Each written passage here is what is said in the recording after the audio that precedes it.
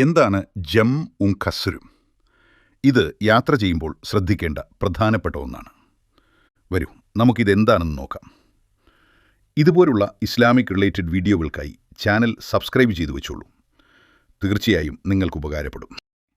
എന്താണ് ജമ്മും കസ്റും? ഒന്നാമതായി, ഹസ്ർ ചുരുക്കി നിസ്കരിക്കൽ, അതായത് അനുവദനീയമായ യാത്രകളിൽ 4 റക്കത്തുള്ള ഫർൾ നിസ്കാരങ്ങളെ ലുഹർ, അസർ, ഇശ 2 റക്കത്തായി ചുരുക്കി നിസ്കരിക്കുന്നതിനെയാണ് ഹസ്ർ എന്ന് പറയുന്നത്.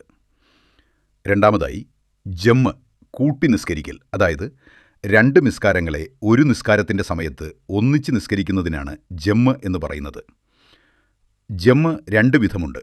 ഒന്ന്, ജംഉ തഖ്ദീം. ഇങ്ങനെ പറഞ്ഞാൽ രണ്ടാമത്തെ നിസ്കാരത്തെ ആദ്യത്തെ നിസ്കാരത്തിൻ്റെ സമയത്തേക്ക് മുന്തിച്ച് നിസ്കരിക്കുക എന്നാണ്. ഉദാഹരണത്തിന്, അസറിനെ ലുഹറിൻ്റെ സമയത്ത് നിസ്കരിക്കുക. രണ്ടാമത്തേത് ജംഉ തഅഖീർ. ഇത് ആദ്യത്തെ നിസ്കാരത്തെ രണ്ടാമത്തെ നിസ്കാരത്തിൻ്റെ സമയത്തേക്ക് പിന്തിച്ച് നിസ്കരിക്കുക. ഉദാഹരണത്തിന്, ലുഹറിനെ അസറിൻ്റെ സമയത്ത് നിസ്കരിക്കുക എന്നാണ്. ജംഇൻ്റെയും കസ്റിൻ്റെയും പ്രധാന നിബന്ധനകൾ: യാത്ര അനുവദനീയമായ യാത്രയായിരിക്കണം. ഏകദേശം 132 കിലോമീറ്റർ 2 മർഹൽ ദൂരമുള്ള യാത്രക്കാർക്കാണ് ഇത് അനുവദനീയമാകുന്നത്. 3 മർഹലയോ 198 കിലോമീറ്റർ അതിലധികമോ ദൂരമുണ്ടെങ്കിൽ ഹസ്റാക്കി നിസ്കരിക്കലാണ് ഉത്തമം.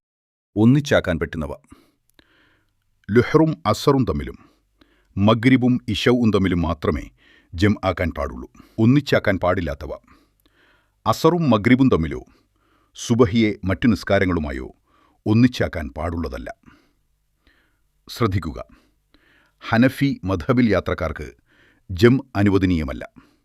അതിനാൽ ശാഫഈ മദ്ഹബ് പിന്തുടരുന്നവരും കഴിയുമെങ്കിൽ ഹസ്ർ മാത്രം ചെയ്യുകയും ജം ഒഴിവാക്കുകയും ചെയ്യുന്നതാണ് നല്ലത് എന്ന് അഭിപ്രായമുണ്ട്. എന്നാൽ യാത്രയിൽ നിസ്കാരം നഷ്ടപ്പെടുമെന്ന്, ഖളാ ആകുമെന്ന് ഉറപ്പാണെങ്കിൽ ജം ആക്കി തന്നെ നിസ്കരിക്കണം.